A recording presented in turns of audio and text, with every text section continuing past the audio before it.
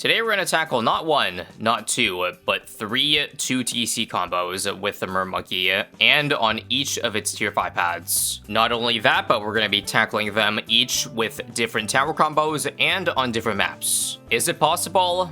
Well, yes, but find out how and what.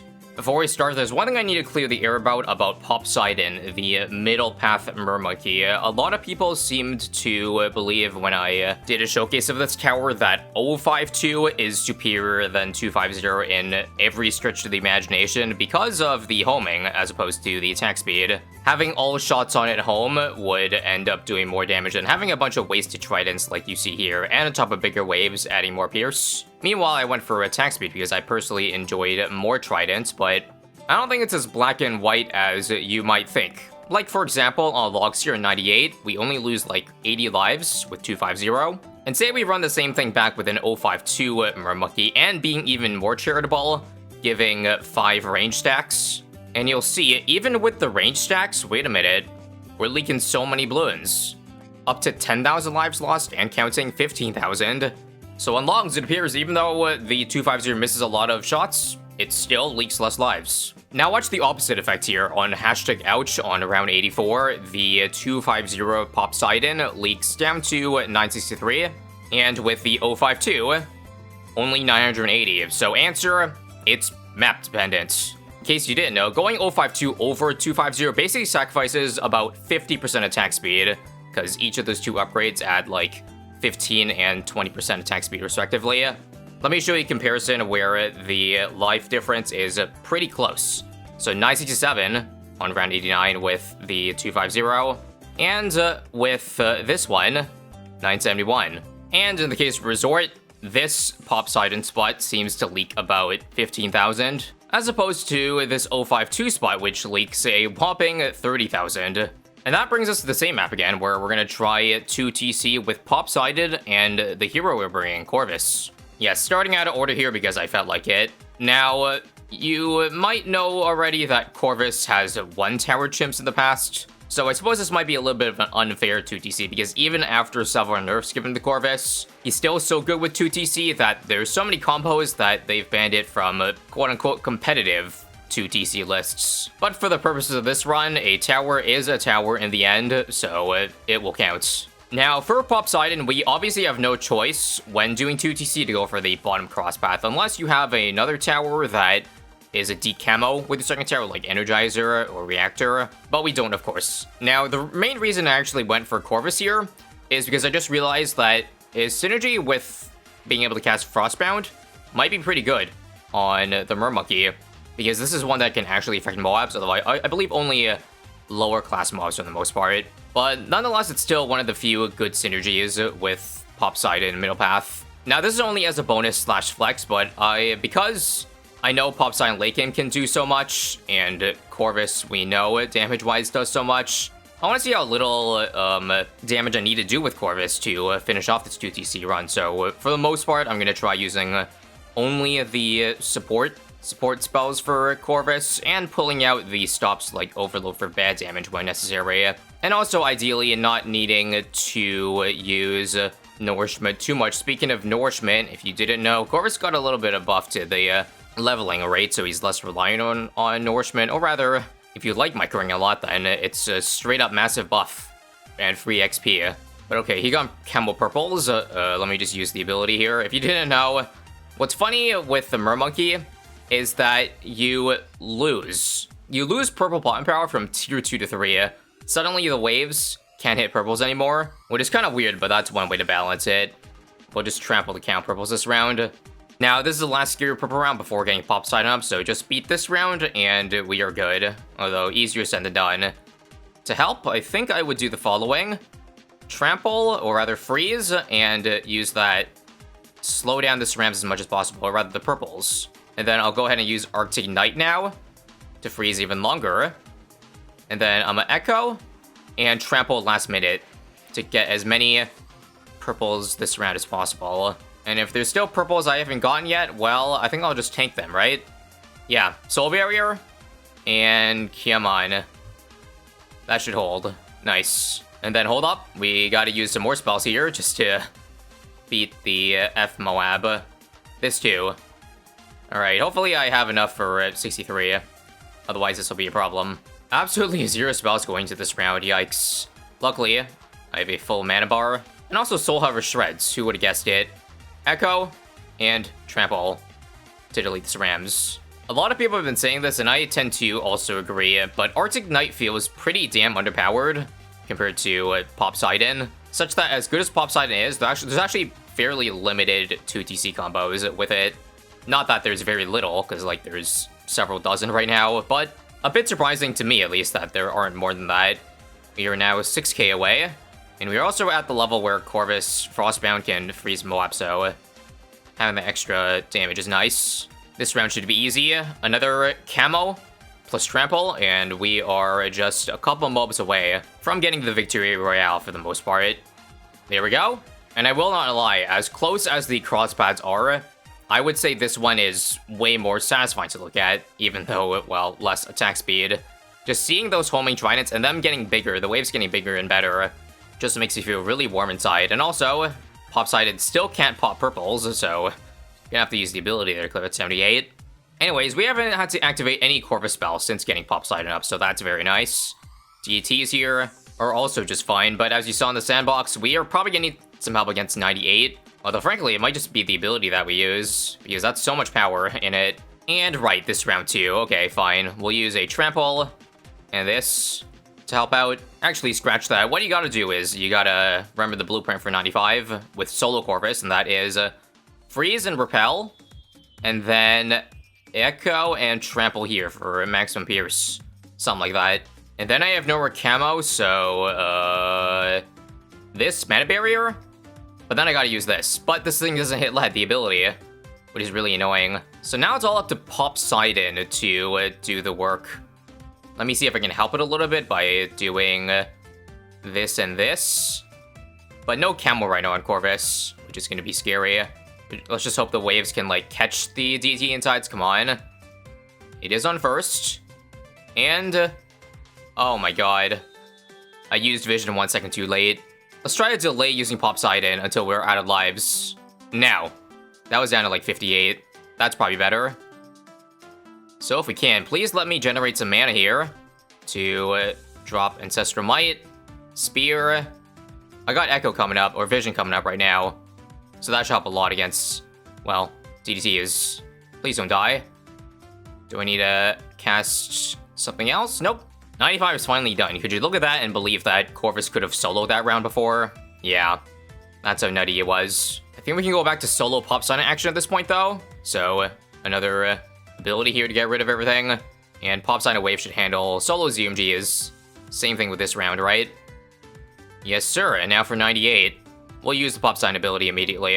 And we'll see how much the initial clump we can clear out. I actually have the ability like in 3 seconds. Crap, I still gotta use Frostbound though. It's way too sketchy.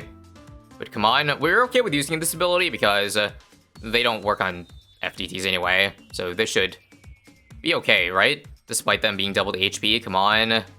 Double Trident power. You have got this. You have not got this. Alright, Corvus spells it is then. I guess I have to use Ancestral Might here. Damn. I kind of want to save it for the BAD, but I guess I could just Echo for that part. Come on, surely that's gotta be enough now, right? I can cast Soul Barrier if I need to. Frick it, I will. That was needed. Alright, now, let's move this up here. But unfortunately, I currently lack the mana to get Overload off, right?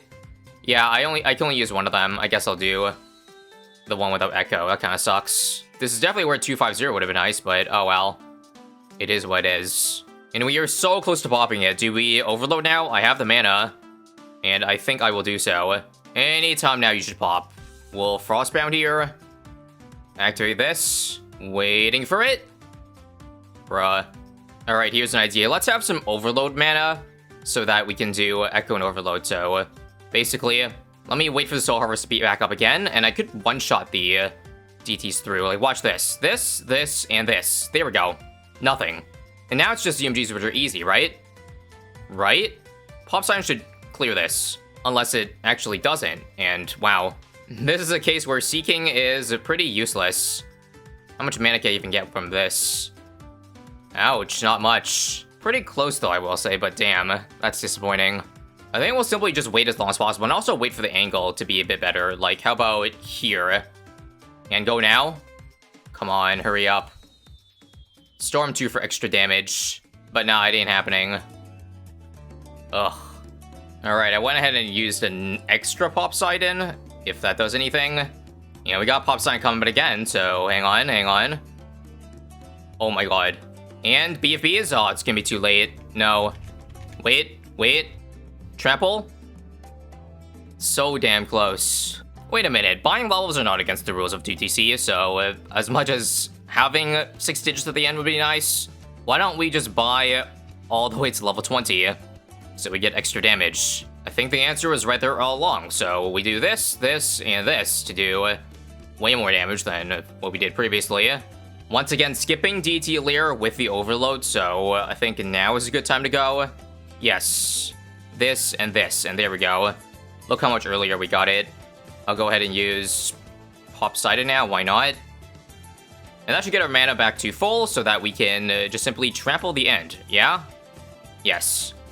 And that'll do. Made it much harder than it should have been, but that's a Popseidon to Terrace Chimps, with Popseidon doing 1.7 million of the pops. And next, you're jumping over to Cubism to try out the Lord of the Abyss 2TC, and this one's going to be a fun one because of the synergy. I'm gonna choose Carpet Spikes as my second tower. Because remember, Lord of the Abyss gives 30% pierce, and 30% pierce to Spike Factory is literally 30% more damage. Additionally, on this map, I think putting it outside the water is better because even though you get more range with a Mermonkey in water, it's not a good overlap spot for, well, the Mermonkey, because it can only get like 2 parts strike, whereas this spot gets like 3. Plus, remember, to get the pierce buff, you have to have it in range, so therefore this spot would allow me to place like a Spike Factory right below it, so it has spikes close to the exit rather than near more the entrance. So yeah, 101 is what we're going to use to solo up into getting Spectre, which will be right here. Now, Lord of the Abyss doesn't have too many 2TCs because of its lead popping weakness, so we're gonna have to buy a 2-0 White Hot early for around 28 and beyond. I don't think the build order is too important, but I'll do a 2-2-0 for attack speed, and then we'll get Abyss Dwell for 5% more damage. And then Abyssal Warrior, I'm pretty sure it's the right choice to go for Lord of the Abyss first instead of Carpet, because one, it's much cheaper, and it does more general damage, as nice as the passive of Carpet Spikes is. I don't think we can save up for that much, but of course I will get Spike Storm first. Speaking of which, rip that Spike Storm nerf. 2 good single target damage, so Ninja Kiwi has upped it by about $1,000 it seems. Now, I don't know if it's just the Arctic Knight was bad or what, but this save up, or the combo was bad, but Lord of the Abyss has never had an easier save up in its life, because we have yet to come across a difficult round. This round might be a bit spooky because, well, there's constant leads, but I'll just simply bail myself out with a Spike Storm. I'd say now is good. I should get enough of the leads, and those leads will take the sweet time getting to the exit. It's definitely weird how so many of the Mermonkey's upgrades struggle to leads, but I guess that's the trade-off for having, I don't know if I'd say overpowered, but I think if you look past the immunities, every Mermonkey, as I've mentioned before, seems to do a lot.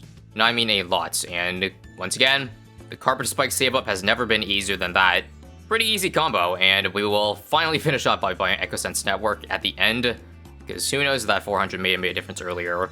Spoiler, it didn't. Yeah, I don't really have anything to say, so just watch this really speedy time-lapse of the round 90s, and just tell me how ridiculously strong it is, because even dense rounds doesn't even stand a chance with that extra Carpet Spikes damage, and even the bad, my goodness. That is a speedrun alright, ending off with 1.2 million on the Abyss, an exact 98k cash spent, and somehow exactly 81k left over. Funny how the math works on that. Now, just out of curiosity, how far does this 2TC combo last? Because if it wasn't even close to beating the first 100 rounds, then it could probably survive quite a few here, and maybe not the FZMGs, because this round looks very dense. But I'd be impressed if it did. Looks like it's not going to, though, damn. Really close, though. Got all the ZMGs pop, but just too much density. And finally, back to good old logs for our final combo, the Final Harmonic and Boomerang to turn into Glaive Lord, because that is, right now, as it stands, the only possible 2TC combo. And that's, of course, only possible due to the ridiculousness that is the Harmonic's damage against bads. The Harmonic constantly detonates the DOT effect on the bad, even though it can't pull it in. And it does throw in Rapid Burst. You'll see at the very end if you haven't already. But in terms of the build order for this run, I think it's pretty standard.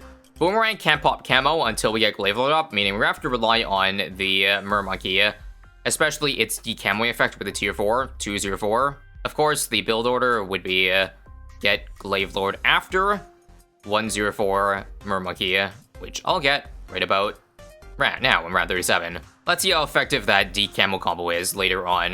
Gonna need to save 31.7, which is like probably mid 50s, and oh boy, mobs are gonna be a problem. I actually have to buy Trident Swiftness just to pop mobs earlier, because that was just one of them, and you saw how sketch that was. But yeah, the reason there are so little combos with the Harmonic is that it doesn't do any damage outside of the detonating effect, so if you don't go for a tower that has a damage over time, especially a very strong one, like Glaive Lord, then, well, you're gonna have to have the other tower carry and do all the damage. Not just all the damage, but also reliable enough camo, because we can only get a wave of Glaive Lord by the fact that we get camo for the late game.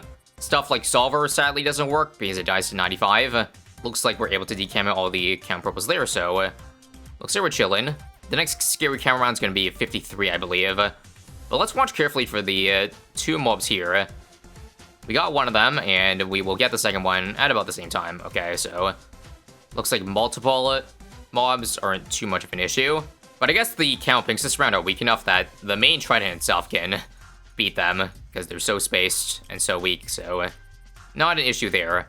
Logs is going to be far too easy for any of the mobs to stand a chance. And there it is, around 56, Glaive Lord. And on round 73, there is the final Harmonic. But that should do. I know currently the towers are really close to each other, but it probably would help a little bit if I put the totem right on top of the Glaive Lord. So everything that gets in will get activated, like the Shredding Glaives will hit them. Talk about a truly disgusting combo, am I right? In fact, the range is like perfect. Like, forget about the DOT synergy effect. Talk about the synergy with the Spinning Glaives. And you probably got yourselves one of the most satisfying tower combos, synergies of all time. In fact, let me actually go ahead and put it a bit more to the left, because I noticed it could pull in some BFBs pretty early. See there, that ought to help just to beat the rounds a little bit faster, or make winning more reliable. If we want to maximize more damage on Harmonic, we could change the targeting of Glaive, because right now only applies the damage return effect from the first Bloon hits. Maybe I'll just do it for the ZMGs over here. I'll do it on last, just because that target might keep changing. But we should even get that instant detonation off, which at max would be about, I believe, 1500. Yeah, basically 100 damage per second for 15 seconds. For a nice 1500 if we detonate it, like, instantly.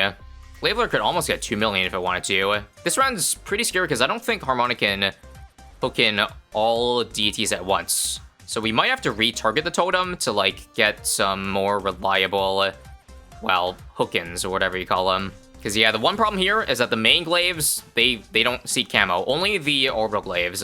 So I'll see if maybe targeting it early is going to help like that.